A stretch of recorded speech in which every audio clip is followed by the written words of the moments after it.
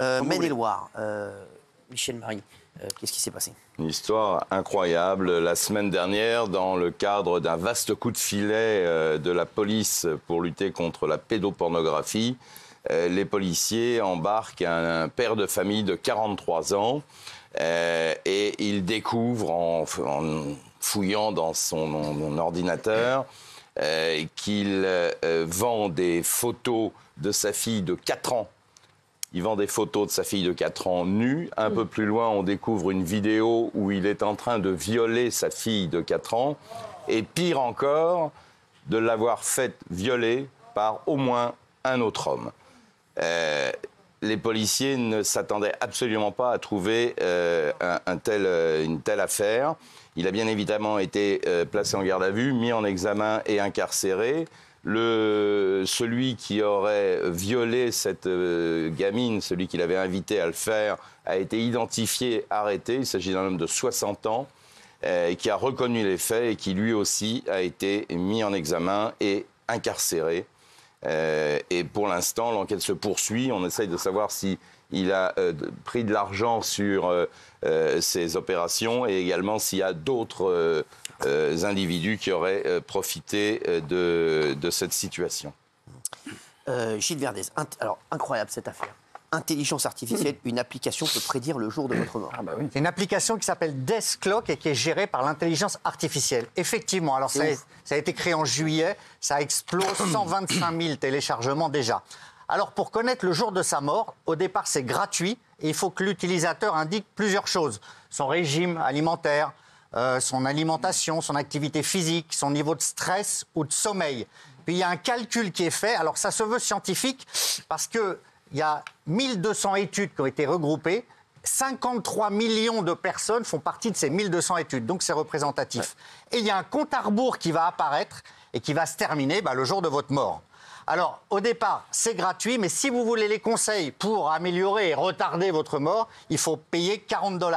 Ça pourrait même servir à des gouvernements, des entreprises pour calculer des programmes de retraite, des montants d'assurance vie. Donc c'est contesté, mais en tout cas, chacun peut le faire et au terme du process, vous obtenez le jour de votre mort. Alors, on l'a fait pour les chroniqueurs, on ne va pas donner pour tout le monde, mais sachez que celle qui va vivre le plus longtemps, d'après l'application, c'est Géraldine Maillet, 96 ans. 96 ans, Géraldine Maillet. C'est parce qu'elle est bien vaccinée, je pense. Merci, mais c'est vrai, c'est Géraldine Maillet. Michel Marie, Pierre Palmade. Oui, alors Pierre Palmade avait été condamné, on l'avait évoqué, le 20 novembre dernier, à 5 ans de prison, dont 2 fermes. Il avait 10 jours pour faire appel. Il s'est désisté de cet appel, donc il n'a pas fait appel. À partir de cet instant, il est donc définitivement condamné à cette peine de prison. Il va, sous un mois, être convoqué par le procureur de la République de Bordeaux afin d'aménager son incarcération, qui devrait intervenir dans un minimum de 4 mois. Il va donc aller en prison. Et il pourra toujours par la suite faire une demande d'aménagement de peine qui sera soumise à une décision du JAP, donc du juge d'application des peines, au terme d'une audience contradictoire. Alors en fait, il ne fait pas appel pour 3 raisons. Oui. D'abord, on l'avait annoncé ici, parce qu'il n'a pas envie de revivre le procès et pas envie de faire revivre le procès aux victimes. Ensuite, il estime finalement que c'est une juste peine, cette peine. Et comme il a, 3e raison, comme il y a une exécution provisoire, s'il faisait appel, de toute façon, il irait en prison. Donc voilà, il avait décidé de ne pas faire appel.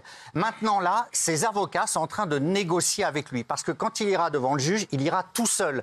Donc en fait, ses avocats veulent régler en amont. Je prends un exemple. S'il va à la prison de Gradignan, c'est la prison où il souhaite aller pour aller au CHU de Bordeaux après, il peut dire, vous m'accordez cette prison et je vais en prison avant Noël. S'il ne va pas à la prison de Gradignan, il souhaite aller, il peut dire « laissez-moi passer Noël en famille et j'irai après ». Donc il y a une discussion qui est en train de se créer. Merci Gilles. Un détenu offre 120 000 € pour tuer le directeur de sa prison, Amaury. Oui, c'est dingue cette histoire, ce qui montre encore que la DZ Mafia, ça implique encore la DZ Mafia, vous savez, cette organisation tentaculaire criminelle qui règne sur une partie du trafic de drogue en France. En fait, dans la nuit de dimanche à lundi, la police a interpellé 2 hommes au comportement louche, puisqu'en fait, ils gravitaient autour de la prison des Baumettes à Marseille, et plus exactement dans le quartier de la prison où résident des agents pénitentiaires de cette prison.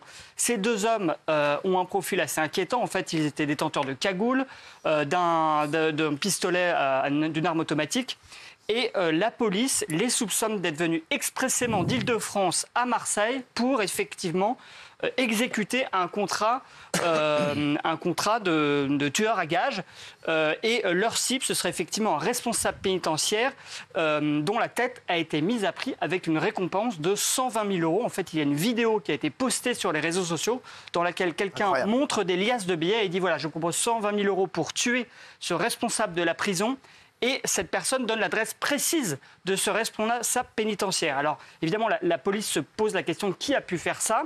Et elle soupçonne un détenu qui s'appelle Gabriel O, qui est actuellement détenu dans la prison des Baumettes, qui a un comportement extrêmement virulent, qui a eu des sanctions disciplinaires, notamment de la part de cet agent disciplinaire. Et cet homme, c'est un grand bandit qui serait un des leaders de la DZ Mafia. Et la DZ Mafia qui a donc une espèce de puissance énorme et qui donc met en danger ce responsable de la prison. Gilles Verdez, le président du conseil départemental de la Somme, a détourné 370 000 euros. Il est incroyable. Il s'appelle Stéphane Aussoulier et il a été condamné pour escroquerie et abus de confiance. 3 ans de prison avec sursis, 30 000 euros d'amende. Alors, ça a été rendu aujourd'hui par le tribunal. Il est de quel bord politique, on le sait ou pas? De Beauvais. Je ne sais pas, Cyril, c'est une bonne question. Je ne sais pas. Donc, il n'y a pas d'exécution provisoire. S'il fait appel, il peut rester à son poste de président du département. Et c'est incroyable. Parce qu'entre juin 2016 et décembre 2023, il a effectivement détourné 370 000 euros. Alors, il avait plein de mandats. Il était président du département, maire de Saint-Valery-sur-Somme, etc. Et quand il faisait une note de frais, il demandait le remboursement de la note de frais en double ou en triple. Il a fait ça pour 173 notes de frais. Divers droite. Divers droite. Alors, le motif, il prenait les cartes bleues, le process, il prenait les cartes bleues. Et puis avec, il allait se payer, par exemple, des produits de soins. Il allait faire ses courses, de la nourriture. Il achetait des pâtisseries de luxe dans les meilleures pâtisseries. Il allait au spa. Il allait au cabaret. Et ce qu'il adorait, c'est se payer des clubs de striptease. Ah, sympa. Alors là, il dépensait énormément. Vous n'étiez pas député de la Somme, vous? Oui. Il a plaidé la négligence, ça n'a pas convaincu les juges. On va voir s'il fait appel. Mais ce qui est le plus incroyable, c'est qu'il soit susceptible de rester à son poste. Incroyable. Tir, course-poursuite, les folles images d'un refus d'obtempérer à Nanterre. Incroyable. On va mettre la course-poursuite derrière. Oui, on a peut-être évité en fait, des nouvelles émeutes urbaines comme celles qu'on avait connues au moment de la mort de Naël. En fait, hier soir, vers 21h à Nanterre, les policiers remarquent une Renault Mégane qu'on voit sur les images, occupée par 5 individus qui, dans le centre-ville de Nanterre, roulent à contresens. À ce moment-là, les policiers la prennent en charge, mettent leur sirène, etc. La voiture refuse d'obtempérer et donc les policiers engagent une course-poursuite. La voiture brûle des feux à ce moment-là, fait des dérapages dans les ronds-points, etc. Et il y a 2 équipages de la BAC qui prennent en embuscade cette voiture, comme on le voit d'ailleurs sur les images, et qui se mettent au milieu de la route pour stopper cette voiture. Vous avez même un des agents qui met ce qu'on appelle un stop stick, vous savez, une espèce de tige avec des clous pour crever les pneus de la voiture. Ça va marcher d'ailleurs. La voiture a eu le pneu avant gauche qui a été crevé par ce stop-stick, mais elle a continué sa course. Le conducteur a foncé sur les 2 voitures de police que l'on voit en fait sur les images. Et en fait, ce qu'on ne voit pas là, mais moi j'ai regardé les images sur vidéosurveillance de la ville, vous avez un des agents de la police qui était sorti de sa voiture, qui avait ouvert sa portière. Il a dû se rabattre précipitamment au moment où la Mégane est arrivée.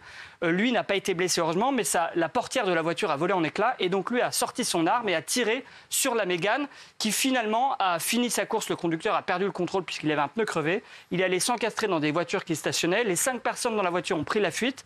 Alors la voiture, elle était a priori pas volée. On a regardé la plaque, enfin les policiers ont regardé la plaque.